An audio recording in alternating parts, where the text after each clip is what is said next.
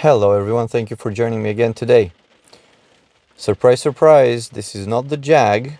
I'm in a 2011 Infiniti EX35. Now, there is a bit of a situation here with the vehicle, and the problem is such that it's one of those very generic problems which could affect any car out there. And I'm about to diagnose the problem, and the method that I'm going to use to diagnose it is very simple, and it could be applied to any vehicle. So the reason why I'm recording this video is so that I can share this approach to diagnosing this particular problem, and then you can carry this over to your Jag. If you ever run across anything like this, you can use the same method to diagnose your vehicle. Now, let me give you a bit of context here. As I said, this is a 2011 vehicle. It has 195,000 kilometers currently, almost 200,000. The automatic transmission fluid has been changed once in its lifetime. The coolant has been changed once in its lifetime. Spark plugs were changed once. Brakes, pads, and rotors were changed once. Oil changes are done on a regular basis every 5,000 kilometers. Two things have not been changed ever since the beginning of the life of this vehicle, and that is the differential fluid, both the front differential and the rear differential. They still have their original fluid. And the other thing that has not been changed is the accessory belt. The vehicle has chains driving the timing mechanism, but the accessories are driven by a belt naturally.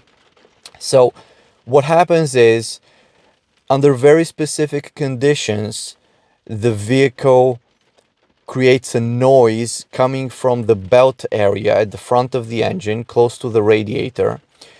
It creates a noise after startup, but that is not a constant occurrence. The conditions have to be very specific. The first thing is the temperature. The outside temperature needs to be roughly between 0 degrees and 10 degrees.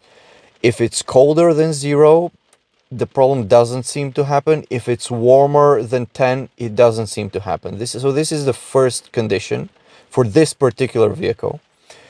The second condition is that it needs to be wet outside. It either needs to be raining or the air humidity needs to be high, and that's when the problem exhibits itself.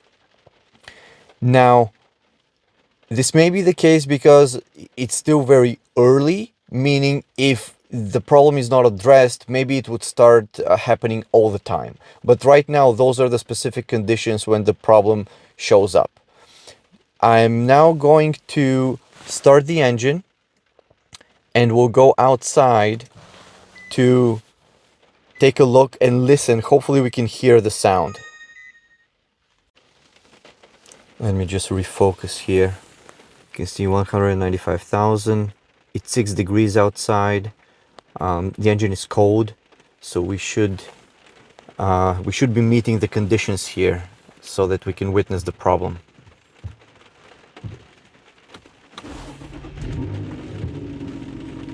All right. And let me open the hood. Let's go check it out.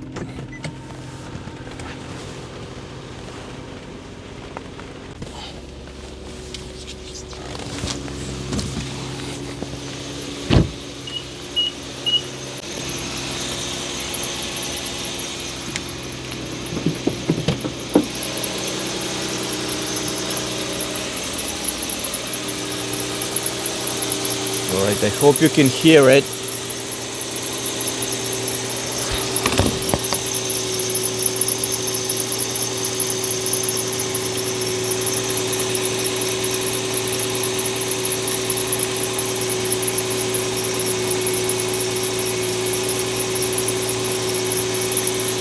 The belt is right there in the middle of the screen. Now, what I'm going to do, I have a spray bottle. I'm going to spray water onto the belt.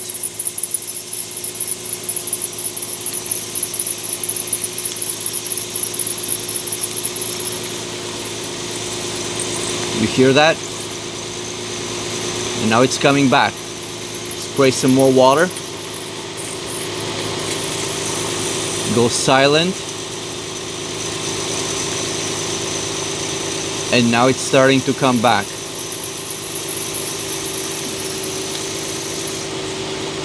Spray some more water, silent. And now it's slowly starting to come back. There it is. Okay, let's get back inside the vehicle. Okay, we're back inside because it's a bit rainy. Let me turn the vehicle off. All right, so what happened out there? I hope you could hear the squeaking sound coming from the belt area. Now, every time when this happens, there are two main suspects. One is the belt itself. Maybe it's time to change the belt. The other is maybe one of the pulleys needs to be changed. So there are idler pulleys there. There is a pulley for the alternator. There's a pulley for your power steering. There's a pulley for the air conditioner. There are all kinds of accessories, have a each of them having a pulley.